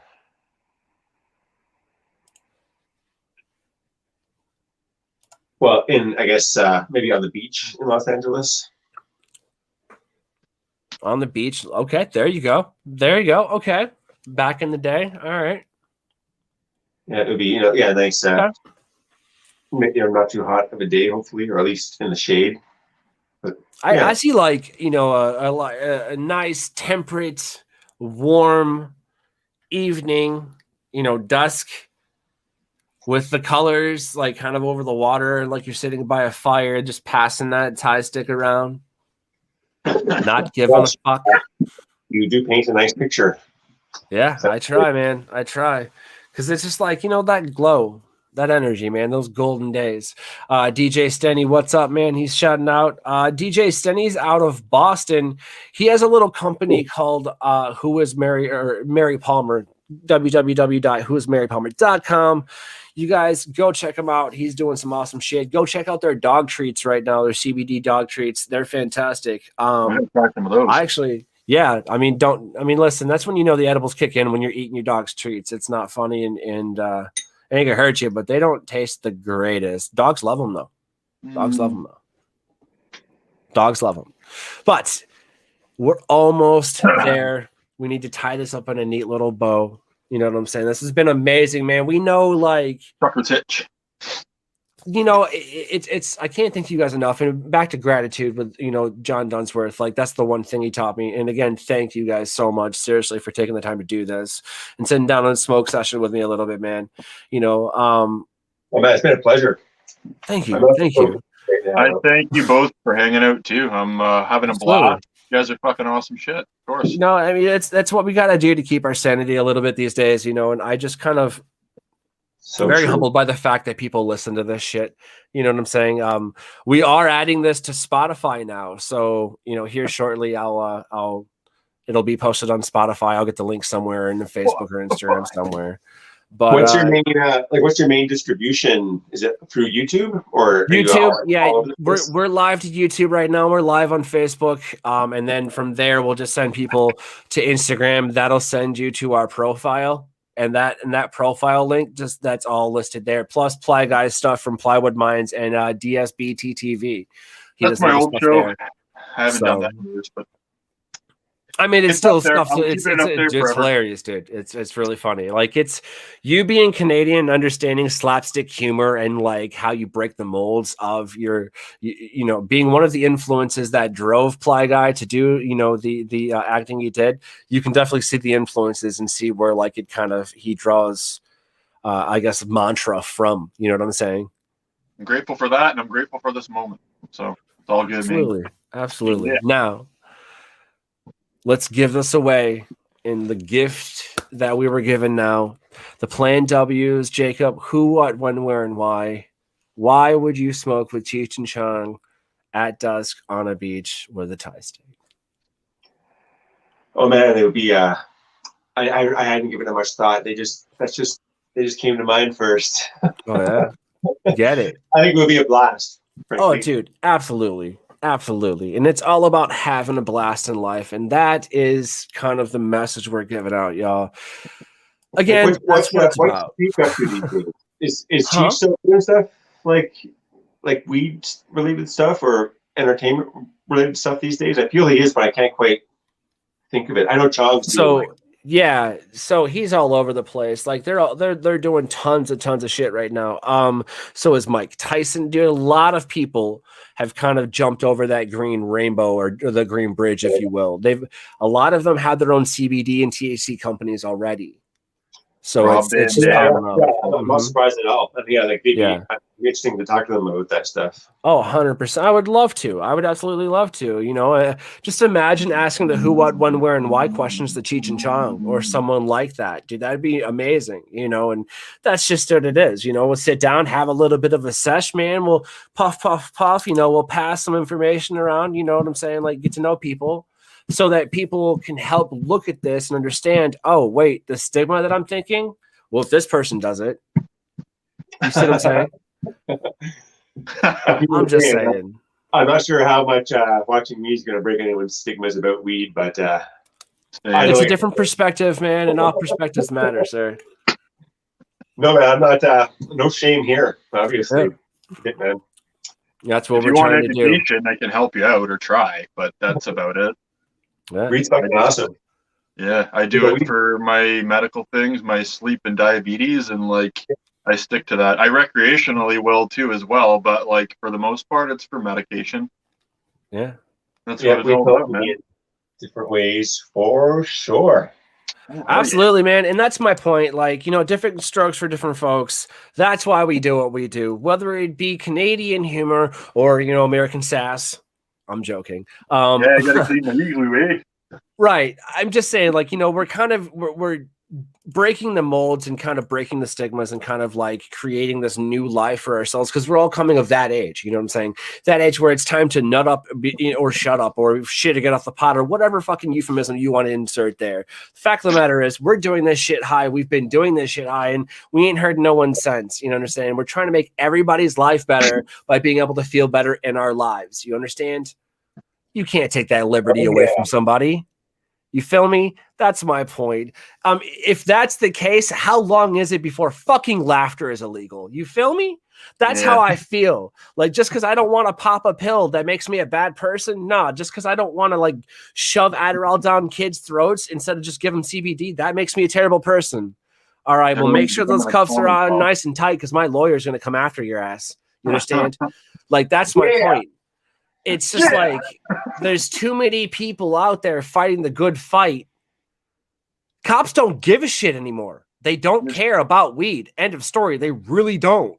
You know why? Because ain't nobody. It's legal half the fucking time here in Michigan. Okay, I've talked to 2 dispensaries real quick. Then they told me. They have to right now, you know, in the law states you have to have recreational and medical to be able to be a dispensary to have, you know, discounted, blah, blah, blah, blah, blah. A lot of places, or these 2 places, are just going to get rid of the medical because it costs a certain amount and there's no point in it. You understand? Everything's more expensive through the medical. Why? You make more money on the recreational side. You know what I'm saying? He's like, so I'm just going to have a recreational side. If you come in with your medical card, I'll give you a discount, but that's about it. And that's legal. You see my point? I'm like, that's brilliant. And it's the same marketing that was used back in the with the whole prohibition and alcohol insert there. You know what I mean? Now you can buy booze in a gas station. Are you fucking kidding me? Yep. Are you serious right now? Like, I don't care. Buying a 6-pack of beer at a gas station is just asking for drunk driving. Don't lie to me. One of those beers is not making it back to the house. You understand? Like, that's what I'm saying. That's not okay. All right. Whereas if you smoke a joint, we're like, yeah, it's the same shit, but like, I'm not impairing my vision. You understand? At the same time, I don't think either one of those should be sold at gas stations. Just saying. Honestly, I don't fucking think gas stations should exist, but that's just me. We're moving forward. You know, it is what it is.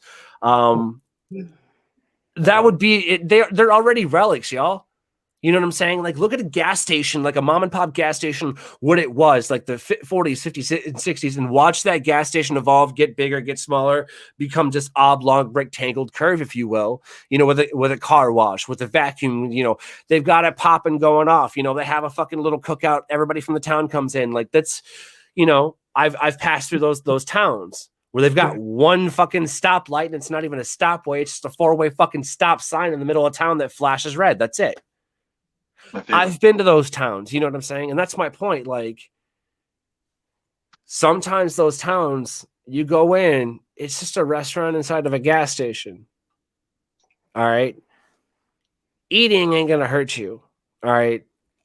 That's not going to hurt you. Sometimes you got to eat. That's cool. Getting gas, I don't think that we should keep using gasoline in cars. It's just terrible for the environment. Why can't we just like fully fund fucking Tesla or fully fund somebody? Because I mean, GM's coming out with batteries in 2025. This is a massive other conversation for sure. Oh, absolutely, absolutely. Got Sorry, lots of I'm views. hugely into like fight over mediation of cannabis, man. Like there's certain plants like sunflowers and hemp that if you plant, it redoes the ground and like helps, climate control's real, guys. Like that's where I'm at with it. Seems like it. Like I'm just trying to do my part, and here I got all baked on the live show with this dank ass Moby Dick, man. This shit's like, I'm telling you, man. Yeah. How those dabs? How Those dabs? are, whew, girl. Let me tell you, Moby's got some dick. yeah. No, I mean that. Listen, that is a white whale that I would go chasing more than once. Let me tell you that. Yeah, oh man, yeah, petrochemical industry is fucked and should be shut down, basically. But yeah, that's a big conversation. I feel it. Oh, 100%. We can talk about that later, man. But dude, Jacob, thank you again. Ply Guy, thank you again for what you guys do. I don't say this enough. I love you guys. I love you guys for what you do, what you've done, what you're gonna do. Like, I love getting to know people like this because it's like we can change that stigma, we can change that, and plus, honestly, dude, this has been like an amazing like vibe and experience that we can kind of kick forward. That gratitude, man, to be able to honor the people that we've worked with and graced us, and the people that like we're gonna meet, man. I hope to honestly be able to go fishing with you guys. Like seriously, that would be fucking cool as hell. I'll bring the weed. I'll bring the fucking weed, y'all. Hell yeah. Hell yeah. I'm grateful for this. I am also grateful for actually sitting down and talking to Mr. Rolfe, Mr. Collins here. It's been an honor, sir. I'm very grateful for everything that's happened. This whole relationship we had going on, talking and all that stuff. It's been awesome. And I really appreciate your art and what you do. And just fucking keep doing it, giving her, bud.